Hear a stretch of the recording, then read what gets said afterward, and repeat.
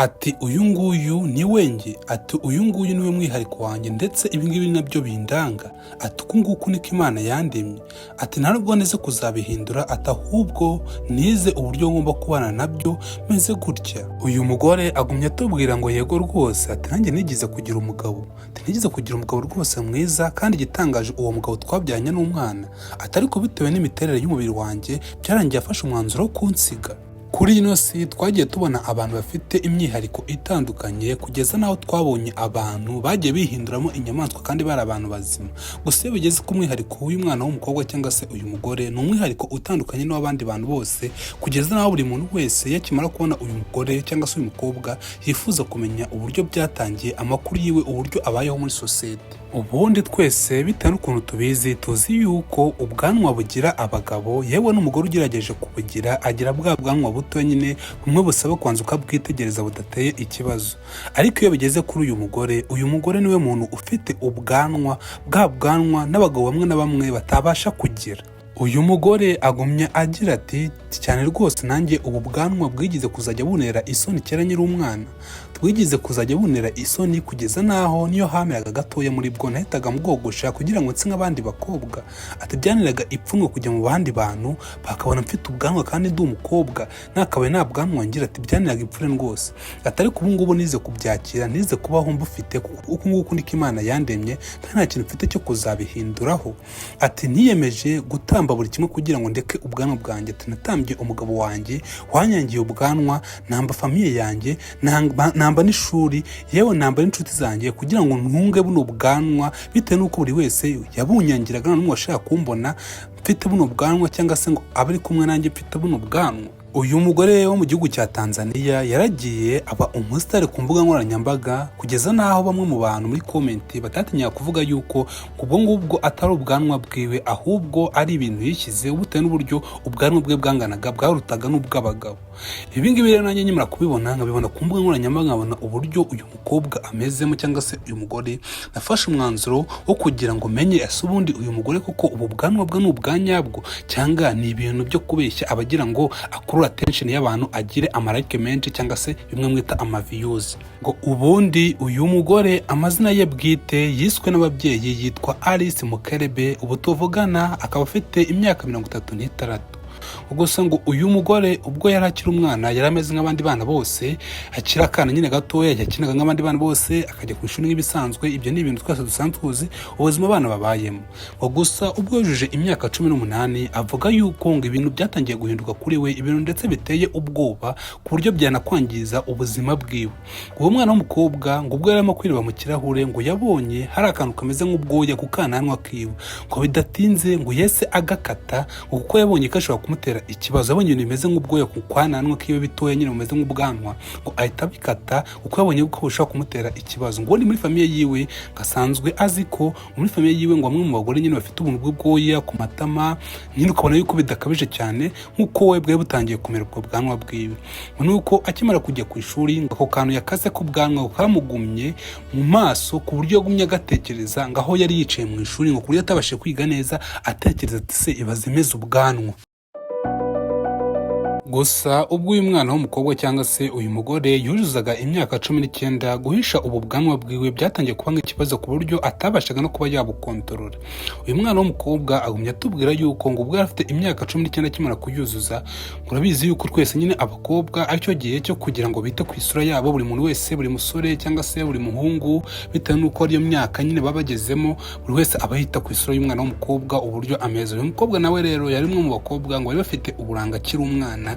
Gusa ubwo yuzuzaga imyaka 19, ubwa bwanwa bwagiye bumubera ikibazo, ngo ku buryo n'uwamwitegerezaga yabwogoshe yabonaga yuko uyu mwana w'umukobwa ashobora kuba afite ikibazo ku kananwa ke, bitewe n'uko yahoraga yogosha ubwo bwanwa ahakuba kugira ngo ubwo bwanwa butongera kumera. Uyu mwana w'umukobwa bitewe n'ukuntu ku ishuri ngo bamusererezaga cyane, yabonye yuko umwanzuro mwiza agomba gufata ari kuva mu ishuri. Bitewe no kumera ubwo bwanwa, abanyeshuri bakamuserereza cyane, yasa afata umwanzuro ko yava mu ishuri akaza kwibana n'ababyeyi biwe. Gusa icyo ataraze n'ubundi akimara kureka iryo shuri akajya hanze, n'ubundi abantu bo muri quartier bamwe bari bazi uburanga bwiwe bamugiraga ishyari, n'ubundi nibigize barekera kumuserereza, birirwaga bamuserereza kuri ubwo bwanwa bwiwe, bamuserereza ngo uburyo ateyemo nk'abagabo. Rero yumvaga yuko kureka ngo ishuri aricyo gitekerezo cyiza ngo bizaba birangiye kwirwa asererezwa, ahubwo akimara no kujya hanze n'ubundi n'abantu bo hanze baramusererezaga bitewe n'ubwanwa bwe. Uyu mugore ngo ni Haris Mukerebe agumye avuga yuko ngo ubu bwanwa bwe bwamubereye ikibazo kugeza naho yakinnye uyu mukino wo kogosha ubwanwa bwiwe ngo hafi amezi 6. Ati iyo hanyimeragaho gatoya yahita agasimbukira ku mwogoshi akamubwira ngo nta bwogoshi bwose abumarewe, hamera ko ya gatoya ngo buri cyumweru yahoraga ku mwogoshi ngo bavanaho ubu bwoya. Kuri rimwe na rimwe yajyaga yirba mu kirahure akavuga ngo ati se bundi mana ni ya mpamvu wandemye gutya, ni ya mpamvu wamaye kino cyago cyo kugira ngo mbigicibwa muri sosiyete. Ngo yewe rimwe na rimwe yajyaga atekereza no kuba yakwiyahura bitewe n'uko yabonaga atandukanye n'abandi kandi birirwa bamuserereza ngo ntabwo yabasha kubyiyakira. Kandi birumvikana koko umwana uri muri iyi myaka ibintu nk'ibi ngibi bikamubaho, kubyakira nyine biramunanira. Rero no Haris Mukerebe icyo gihe yakigezemo kumva yuko nyine kuba ameze gutya atandukanye n'abandi bakobwa mu myaka bagezemo bakaba bafite uburanga ahubwo akaba barimo gusa nk'abagabo, nawe nyine yatekerezaga icyo gitekerezo cyo kuba yakwiyaka ubuzima kugira ngo nyine bikemuke arekere kwirwa ameze gutyo aserezwa n'abandi bana bari mu kigero kimwe. Uyu mugore ngo ni Haris Mukerebe agumya avuga ngo nafashe umwanzuro wo kureka buno bwanwa bwanjye mureka igihe kingana nk'ukwezi kugira ngo ndebe ubundi bwakura bingana gute. Nuko ukwezi kumaze gushira nahagaze mu kirahure kugira ngo nirebe ndebe ukuntu kumeze. Ngo nyimara kwitegereza ngo n'ubundi nabonye isura yanjye nyiri mwiza nkuko nahoze nyifite imyaka 17. Ati ahubwo ikintu cyo cyarahindutse, ati ni ikintu gitoya ngo n'ubwanwa gusa. Ati muri njye wanatangiye kwibwira ati se ubundi ndarwana n'iki, ati ni uyu nguyu niwo mwihariko wanjye, ati niye mpamvu ni komplika nkumva yuko nameze nk'abandi bantu bose. Ati kuko niko Imana yandemye, ati uyu ni umwihariko wanjye nkumva kwikunda uko ndi, uko nta n'ikintu ntwaye, sindi igisimba ndi umuntu nk'abandi. Ati niye mpamvu ubundi nkunda kwikomplika. Ati kuko niko natangiye kwibwira mu kirahure mbona yuko nyine nanjye ndi umukobwa mwiza nk'abandi bose, usibye akantu kamwe kahindutseho kugira ubwanwa gusa, nabonye n'ubundi ubwiza bwanjye navukanye ntibufite. Rero kuva icyo gihe nahise mfata umwanzuro wo kwikunda nkikunda uko ndi, nazongera kwitera ikibazo cyo kuba nameze ubwanwa nta ruhare na rumwe nabigizemo. Gusa mwese nk'uko mubizi tujya gutangira iyi video yacu byatangiye Haris Mukerebe atubwira yuko ngo yigeze kugira umugabo ndetse akaba afite n'umwana. Gusa ushobora kuba wibaza ati se byagenze bite kugira ngo uyu mugore ngo ni Haris Mukerebe atandukana n'umugabo wiwe. Ngo uyu Haris Mukerebe ngo bitewe n'uko nta nshuti yari agifite, nta muryango, abantu bose baramwanze, yabagaho mu irungu, nta muntu umwe ushaka kumuvugisha ngo bitewe n'imiterere y'umubiri wiwe.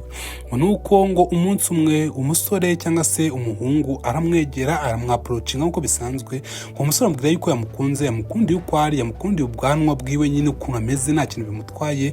Nuko Haris Mukerebe muri we yatangiye kumva yuko nawe ari umuntu nk'abandi, yatangiye kongera kugarura ibyiringiro, atangira kuvuga ati cyane rwose nari mbizi yuko nyiri mwiza nka mbere, nari igikoko nanjye meze nk'abandi bantu bose. Ati icyo gihe nanjye nagize ibyiringiro nk'abandi bantu bose. Ati bidatinze rwose uwo mugabo naramwemereye mvuga yego, nuko turashyingiranwa. Tumaze gushyingiranwa ngo tubyara umwana umwe w'umukobwa mwiza cyane. Ati abantu bamwe na bamwe bajyaga bakeka yuko ngo ntandukanye nk'abandi bagore nazigira mbyara, atari ko bakozejwe n'isoni bakimara kubona mbyaye umwana mwiza w'umukobwa mubyaranye n'uwo mugabo.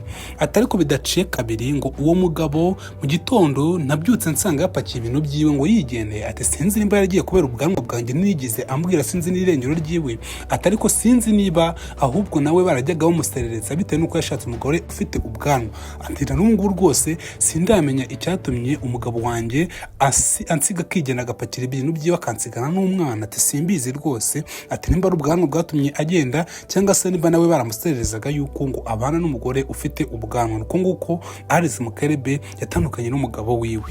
Gusa ubu tuvugana ushobora kuba wibaza niba uyu mugore ngo ni Haris Mukerebe ashobora kuba afite inshuti. Ati cyane rwose uyu mugore ngo ni Haris Mukerebe afite inshuti, ndetse inshuti yiwe magara imukundira uko ari. Inshuti magara ya Haris Mukerebe ivuga yuko ngo ikunda Haris Mukerebe bitewe n'ukuntu ameze. Ati umugore rwose umeze uko ari nyine nta kintu agerageza kuba yakwihindura muri we, ntagira uburyarya. Ati inshuti rwose nkunda cyane Haris Mukerebe nubwo afite ubwanwa ngiye mukundira uko ari, kuko ntago ari ari indyarya, ntabwo ajya abasha kwihisha uko ari. Ati ikindi kintu nkundira uyu mugore ngo ni Alice Mukerebe ni ukubera ko aranshimisha, aransetsa buri uko turi kumwe, atuma nseka cyane, nkumva afite ibyishimo, nkumva ndatekanye kuba ndi kumwe nawe. Ati rimwe na rimwe iyo tugiye muri restaurant njyewe na Alice Mukerebe, abantu batwicaye iruhande cyane cyane nk'abagore bakibaza ati se uyu ni umugore cyangwa ni umugabo bitewe n'ubwanwa bwiwe. Ati Alice Mukerebe ikintu kituma nseka nkumva ndasetsa cyane, nkumva ndabyishimiye, ati ni uburyo ahita ahinduramo ijwi akivugisha nk'abagabo kugira ngo abemeze yuko ari umugabo. Ibyo bintu ngo biransetsa, ngo biri mu bintu rwose bituma numva nkunda Alice Mukerebe, ngo bitewe n'uko yiyakiye uko ari, akaba yumva nta n'ikintu bitwaye. Uyu mugore agumye avuga ngo ati Alice Mukerebe rwose ati bitewe n'ukuntu ameze, njyewe ubwanwa bwe rwose mbona nta kibazo kibirimo kuba yarameze ubwanwa, nta mpamvu yo gucirwa urubanza muri sosiyete. Ati ameze uko ari, ni umugore rwose w'inshuti yanjye, nta mutima mubi agira, ameze nk'abandi. Ati ntibakamucire urubanza bitewe n'ubwanwa afite, nawe ni umuntu nkatwe, atarasetsa, atazi no kwitwara nk'abakinnyi ba filime, nimba uzi ukuntu ngo abakinnyi bo mu Buhinde bitwara, ati nawe yitwara gutyo. Ati rero ni inshuti yanjye ndetse n'inshuti yanjye magara, mukundira uko ari. Iyo ni inshuti ya Alice Mukerebe. Gusa nk'uko twese tubizi, abagabo bafite ubwanwa bagerageza uburyo babwitaho, bakabujyana muri za salon de coiffure kugira ngo babucongeshe cyangwa se babwogoshe nyine bugaragare neza. Uyu mugore nawe ngo ni Alice Mukerebe, afite umwogoshi wiwe umwogoshera ubwanwa, uzi uburyo abucongamo neza bukagaragara neza muri sosiyete. Uyu mwogoshi avuga yuko ngo bwa mbere agihura na Alice Mukerebe yabanje gukeka yuko ngo ari umugabo, gusa abagabo nyine bitwara nk'abagore. Yavuze ati uyu nguyu ni umugabo, asanga nyine ari kwa kundi abagabo babimereye nk'abagore, nyine bitwara nk'abagore, bafite isura nziza nk'iz'abagore nyine, ngo ntiyigeze abitindaho. Gusa uko iminsi yagiye yize, yatangiye kuzajya yumva ijwi ry'uwo mugore ngo ni Alice Mukerebe, yumva n'ijwi ry'iyo ni nk'iry'abagore. Niko gufata umwanzuro amubaza ati se uri umugore cyangwa uri umugabo? Alice Mukerebe bitewe n'uko agira umutima mwiza nta kibazo ngo abigiraho, yahise amusubiza yuko ngo ari umugore. Kuva icyo gihe yamenye yuko ari umugore, ngo kandi amukundira uko ari, ngo ni umugore ugira ikinyabupfura, umugore nyine utagira uburyarya muri we ndetse udahisha n'ubwo bwanwa bwiwe. Ati uyu Alice Mukerebe ni inshuti yanjye rwose ndetse n'umushyira wanjye w'imena, bitewe n'uko niyaje mu mafaranga menshi kugira ngo mwogoshe ubwanwa bwiwe. Ati tumaze kumenyerana rwose, Alice Mukerebe ni inshuti yanjye kandi nzi uburyo ncungamo ubwanwa bwiwe bukagaragara neza, nyine akagenda ahantu hose ubwanwa bwiwe burabagirana kuko ari njyewe wamuconze. Ngaho nguko uwo nguwo niwe mugore rero ubaho ufite ubwanwa nk'ubw'abagabo. Wa mugore mwese mwifuza kumenya amakuru yiwe, ayo ngaho niyo makuru yiwe. Akaba aba mu gihugu cya Tanzania, akaba afite ubwanwa, yewe akaba yumva nta n'ikintu bimutwaye ko yagira ubwanwa nk'ubw'abagabo. Nawe twandikira muri comment, ese ubona yuko byashoboka umuntu ufite ikibazo nk'iki ngiki cyo kuba atandukanye n'abandi muri sosiyete, yuko yagihisha cyangwa akwiye kwiyakira uko ari bitewe n'uko ariko Imana yamuremye kandi nta kintu kimwe afite cyo kubihinduraho? Tubwira muri comment, ndetse kuba wakora subscribe, urayikinga n'ino video kugira ngo ugere ku bantu benshi, n'ibinagukundira uyisharinge, kandi Imana iguha umugisha kuba wafashe umwanya wawe wose ukareba ino video yacu. Ciao ciao.